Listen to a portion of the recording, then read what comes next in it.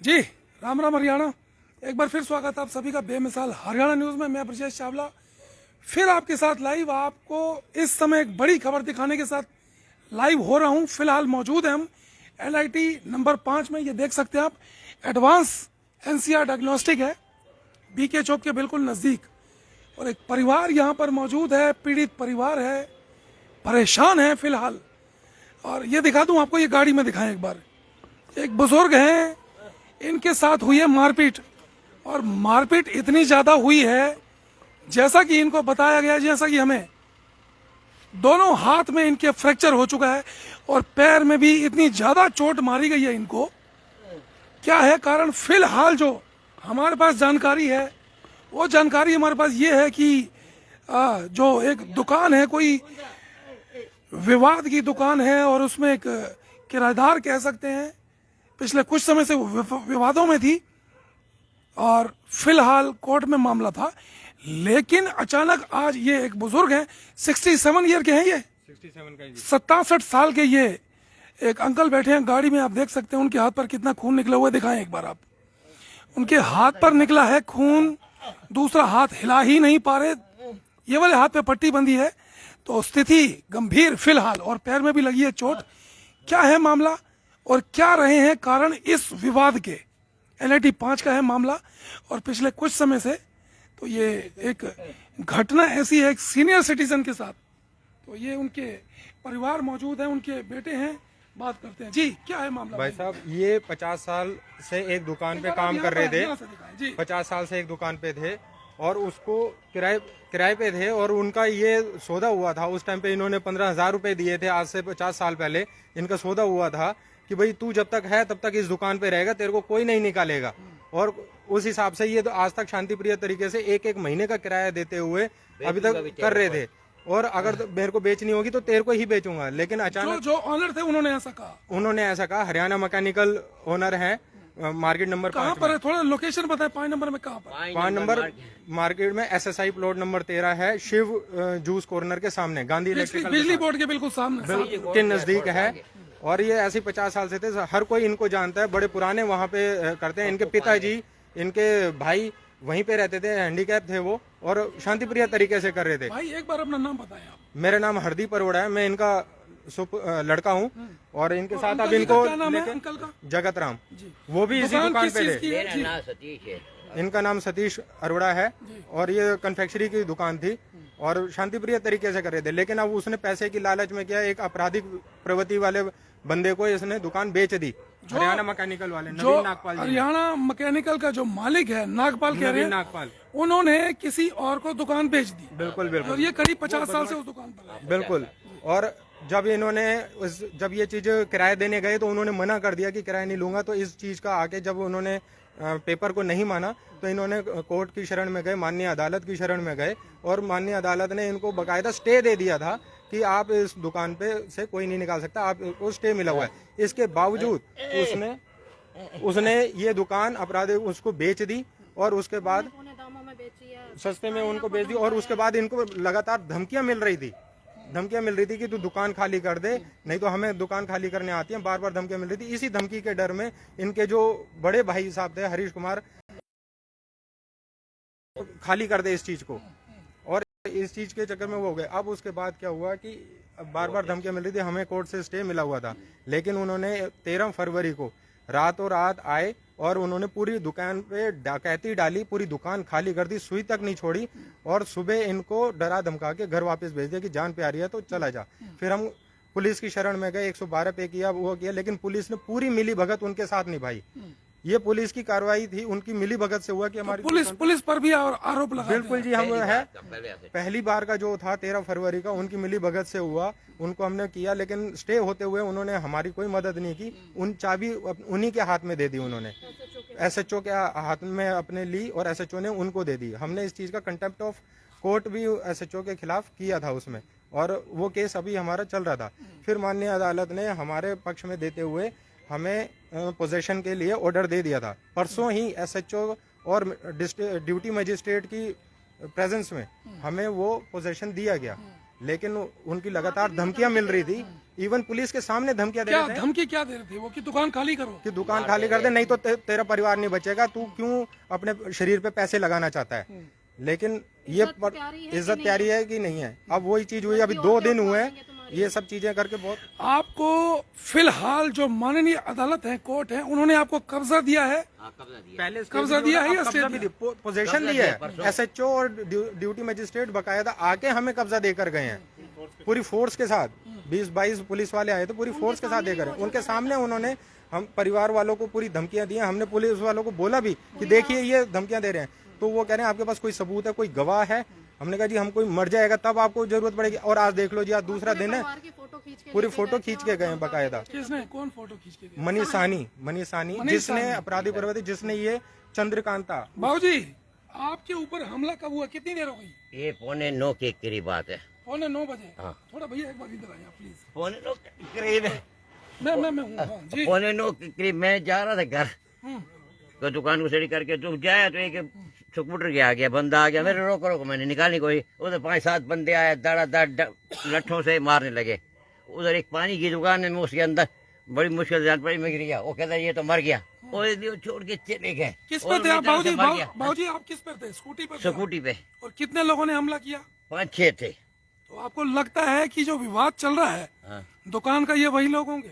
हाँ, 100 के 100 पर मनीष साहनी है, बंदा नाम ही उसी का ले रहे हैं, उसके हाथों ने पंगा लिया है। अच्छा, जिन लोगों ने हमला किया हाँ वो नाम ले रहे हैं? हाँ, वो नाम ले रहे हैं। जी।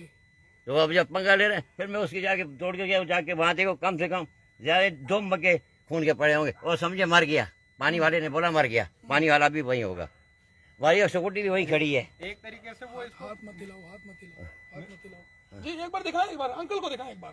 तो ये तो अभी आपको चोट कहाँ कहाँ पर लगी है? ये मेरे ख्याल है ये बाजू टूटी पड़ी है, इसमें फ्रैक्चर इसमें भी है, उंगली भी टूटी पड़ी है, और उंगली ये टूटी टांग है, पे- फ्रैक्चर है, और पैर में भी टांग लगी है। है, और ये कंधे पे ये यहाँ लट्ठों के निशान भी हैं। जी जी जी ये अभी एक्सरे होगी तो पता लगेगी। बीके वालों कहते हैं बाहर से हम करते नहीं है। जी जी एक बार बताएं जी। हम, ये अब तीसरा हॉस्पिटल है, हमें कहीं हॉस्पिटल पे इलाज करने के लिए भी वो नहीं आपको परमिशन। मैं एक बात बता दूं आपकी जानकारी के लिए, इस तरीके के जो मामले होते हैं, झगड़े के मामले होते हैं, वो सीधा सरकारी हॉस्पिटल में जाते हैं।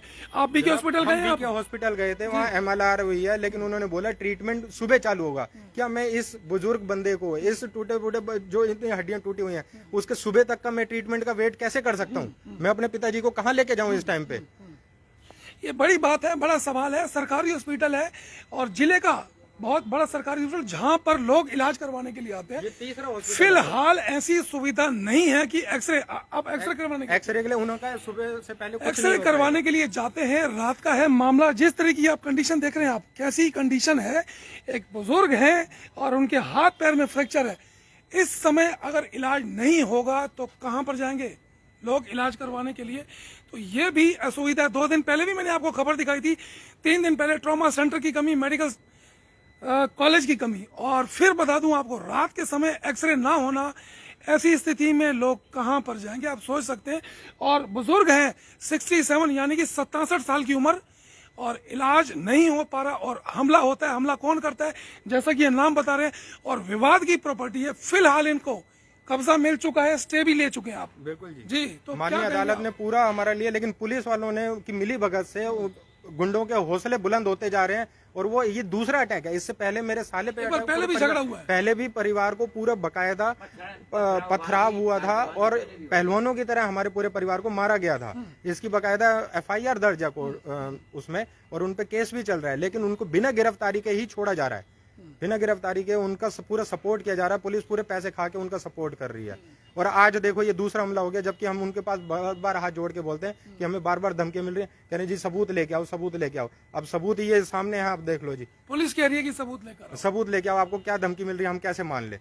कोई रिकॉर्डिंग है आपके पास, कोई गवाह है? अब बंदा कोई सामने आके कैसे उसकी वो कर ले, सामने आके? अभी कहाँ लेकर जाना चाह रहे हैं? अभी इनका इलाज अभी नहीं तो हो हम पा रहा। भटक रहे हैं भाई साहब। ये तीसरा हॉस्पिटल है जहाँ से हमें कोई उम्मीद खत्म हो गई है। अब हम दर दर भटक रहे हैं इनके इलाज के लिए, क्योंकि बीके हॉस्पिटल ने भी मना कर दिया और दूसरे हॉस्पिटल भी अभी मना कर रहे हैं। अभी हम यहाँ खड़े हुए हैं, पुलिस से क्या मांग करेंगे आप? न्याय की मांग करते हैं क्या? बिल्कुल जी, तुरंत गिरफ्तारी और न्याय की मांग करते हैं कि उनकी सपोर्ट से गुंडों के हौसले बुलंद होते जा रहे हैं और पूरा सिस्टम लॉ एंड ऑर्डर आपके परिवार में किसी और को भी कोई धमकी मिली है, कहीं परेशान करने की कोशिश की गई? बिल्कुल जी, मेरे जीजा जी को, मेरी सिस्टर को, सभी को, लेडीज को बकायदा फोटो खींच के उंगली फिंगरिंग करके उनकी वो की गई है। तो ये सिस्टर है आपकी साथ में इधर है जी। आपके साथ भी कोई बात, कोई वारदात, ऐसी कोई घटना? मेरे हस्बैंड को धमकी दी गई थी 1.5 साल पहले। हमारा भी सीपी ऑफिस में एप्लीकेशन लगी हुई है, तो रेकी करता था हमारे घर की और धमकियां देता था, पीछा करता था अपनी गाड़ी में 2-3 गुंडों के साथ। हमने थाने में रिपोर्ट करवाई है, उसकी भी पेपर्स हैं हमारे पास। और फिर मेरे हस्बैंड के वहाँ पे पुलिस थाने में लिख के गया कि मैं आज के बाद से आपकी तरफ नहीं आऊँगा। दुकान पे भी आके धमकियाँ देता था और मनीष साहनी ही खुद आके धमकियाँ देता था अपने फ्रेंड के साथ, शर्मा के साथ। और घर पे भी एक बार घुसने की कोशिश की गई थी, पर फिर एक बार मेरे पेरेंट्स के घर पे आया था, उनके धमकी दे के गया। अटैक आया, जो 100% हैंडीकैप थे ताया जी, वो उसी सदमे से गुजर गए कि भाई मेरी दुकान की इच्छा है और उस वजह से मेरे बच्चों परिवार पे आ रही है, इसलिए। और अभी जब परसों कब्जा दिया गया था तब भी एसएचओ मैडम थी, मजिस्ट्रेट साहब थे, वो भी आया हुआ था, अपनी गाड़ी से वीडियो भी बना रहा था, मेरी फ़ोटो खींच के लेके गया, मैं एसएचओ मैम के सामने थी। और ऐसे करके मतलब जब एक दिन पहले, जिस दिन कब्जा मिला उससे एक दिन पहले भी मैं पुलिस थाने में जब थी, एसएचओ मैम ने बुलाया था, तब भी मैंने कहा था मैडम ये जो धमकियां मिल रही हैं इसका क्या होगा, मतलब ये आगे भी कार्रवाई कर सकता है, क्योंकि ये बंदा बहुत ही घटिया है। इतनी घटिया धमकी दी है उसने, माँ बहन वाली। कहता है या तो शरीर पे पैसे लगाओगे या अपनी इज्जत प्यारी है तुम्हें, हम बिजनेसमैन लोग हैं, साधारण लोग हैं, घर परिवार बस रहने वाले हैं। कहते हैं बच्चे प्यारे हैं कि नहीं है, ऐसी धमकी हमारे परिवार वालों से, जानकारों से दिलवा रहा है। बच्चे प्यारे हैं कि नहीं है, घर की औरतों से प्यार है कि नहीं है, शरीर से पे तो पैसा लगाओगे कि नहीं लगाओगे, या फिर अब बोलने में भी शर्म आती है, इतनी घटिया धमकी देता है। कहता है इज्जत प्यारी है कि नहीं है भाई। और जब आपको आपके फादर को जब कब्जा मिला जी, उस दिन भी तो उस समय ड्यूटी मजिस्ट्रेट और पुलिस भी मौजूद थी वहाँ पर? जी, एसएचओ साहब थे, बहुत सारी पुलिस फोर्स थी, मजिस्ट्रेट साहब थे। ये डॉक्टर जैन की दुकान पे खड़ा हुआ था और ऐसे फोटो खींच के ऐसे करके मेरे को, मैं भाई के साथ खड़ी थी, ऐसे करके इशारा कर रहा था कि उठवा लेंगे तेरे को करके। और अपनी गाड़ी से जो गुरुद्वारे के सामने इसने पार्क की थी वहाँ से वीडियो बना रहा था। मेरे घर की, मेरी भाभी थी, मेरी मदर थी, मैं थी, तो सबकी वीडियो बना रहा था। मतलब पूरे इस परिवार के लिए इसकी धमकियाँ दी हैं, हमारे बच्चों के लिए भी धमकी दी है। हमारे बच्चे, भाई के बच्चे और मेरे बच्चे, हम स्कूल ट्यूशन बच्चों को नहीं भेज रहे हैं, घर पे बैठाया हुआ, बंद करा हुआ है। वीडियो कॉल, घर में परिवार में हर एक घंटे में वीडियो कॉलिंग कर रहे हैं, एक दूसरे को टच में रह रहे हैं, काम धंधा छोड़ के घर बैठे हुए हम सारे, सिर्फ इस कहानी की धमकियों की वजह से। और इसका साथी है शर्मा सागर, बॉडी बिल्डर हैं, बहुत तगड़े हैं। इनकी वीडियो बनाई गई थी 13 फरवरी की, वो वीडियो में 15 लोग हैं, एक की भी गिरफ्तारी नहीं हुई है, एक भी बंद नहीं किया गया, जिसकी वजह से उनकी हिम्मत इतनी बड़ी है कि वो मतलब मामला दर्ज हुआ लेकिन गिरफ्तारी अभी तक किसी की भी नहीं हुई है। बेल पे बेल मिलती जा रही है उन्हें, 2 गिरफ्तारियां ही हुई थी। और अपने आप को काट, ऐसे बदतमीज लोग हैं, अपने आप को काट कूट के खुद चले जाते हैं, घर की लेडीज को कोर्ट में ले आते हैं और वो लेडीज, उनकी बहनें धमकियां देती हैं भाई को पकड़ के कि तेरे को तो फंसाएंगे हम। तो बता दूं आपको फरीदाबाद फिलहाल हम लोग मौजूद है NIT 5 में। एक मामला ऐसा आया है कि एक जो बुजुर्ग हैं, ये देख सकते हैं, पुनः दिखा दूं आपको मैं, गाड़ी में है मौजूद। जैसा कि यहाँ पर इन्होंने बताया है कि हॉस्पिटल गए, BK हॉस्पिटल, वहाँ पर इलाज नहीं हो पाया। बड़ी ही दुखद बात है कि सरकारी हॉस्पिटल में इलाज नहीं हो पा रहा। दोनों हाथों में फ्रैक्चर बता रहे हैं, साथ में पैर में लगी है चोट और ये हाँ टांके लगे हुए, जैसे ये इनका परिवार बता रहा है, इनका बेटे ने बताया। तो ये घटना जो है NIT 5 की है, मेन मार्केट की है, बिजली बोर्ड के बिल्कुल नजदीक। एक जो दुकान का मालिक है वो किसी और को दुकान बेचता है और इलीगल कह रहे हैं ये जी, और बेचते हैं। तो उसके बाद ये करीब 40-50 साल से उस दुकान में रह रहे हैं। स्टे मिला इनको कब्जा मिल चुका है और अचानक कुछ असामाजिक तत्व इन पर करते हैं हमला। बहुत बुरे तरीके से हमला किया, जैसा कि अंकल ने बताया हमें। ये जो गाड़ी में मौजूद है अंकल, इन्होंने बताया कि वो मुझे मारकर ऐसा फेंक कर गए हैं, ऐसा मारा है कि वो समझे कि मैं खत्म हो चुका था, भागकर जान बचाई है। फिलहाल इलाज के लिए परिवार भाग रहा है और बीके हॉस्पिटल की ये जो बात कहें हम कि रात के समय एक्सरे नहीं होता, कहाँ जाएंगे लोग इलाज करवाने के लिए? रात के 10:30 पौने 11 बज चुके हैं, हॉस्पिटल बंद होते हैं, तो ऐसे लोग कहाँ पर जाएं इलाज करवाने के लिए? ये विवादास्पद मामला है। और आपको बता दूं, कोर्ट में भी गया मामला, पुलिस में भी गया, ड्यूटी मजिस्ट्रेट भी आए, कब्जा दिलवाया इनको। दूसरी पार्टी कौन है, उनका क्या है कहना, अगर वो अपनी बात रखना चाहते हैं, क्योंकि ये मामला विवाद का है, कोर्ट का है, 50 साल पुरानी दुकान बताई जा रही है और उस पर ये अपना गुजर बरस कर रहे थे, परिवार पाल रहे थे, ऐसा ही है जी। तो रोजी रोटी वही चल रही थी। तो बड़ा मामला है, बड़ी खबर है। आप मेरे साथ जुड़े रहिए, हम फिर दिखाएंगे इस कड़ी में कि पुलिस कार्रवाई क्या करती है, क्योंकि ड्यूटी मजिस्ट्रेट खुद आकर पुलिस फोर्स के साथ इनको कब्जा दे चुके हैं। अब पुलिस का रोल शुरू होता है कि पुलिस इनके साथ क्या न्याय करती है, क्या होता है इस कड़ी में। मैं फिर लाइव आऊंगा आपके साथ, फिर दिखाएंगे आपको इस मामले में क्या होता है। अगर दूसरा पक्ष अपनी बात रखना चाहता है, अगर उनके पास कुछ सच्चाई है, तो वो आ सकते हैं, बात कर सकते हैं बेमिसाल हरियाणा पर। फिलहाल आप जुड़े रहिए, हम फिर लाइव होंगे और दिखाएंगे शहर की तमाम खबरें। तब तक के लिए नमस्कार, जय हिंद।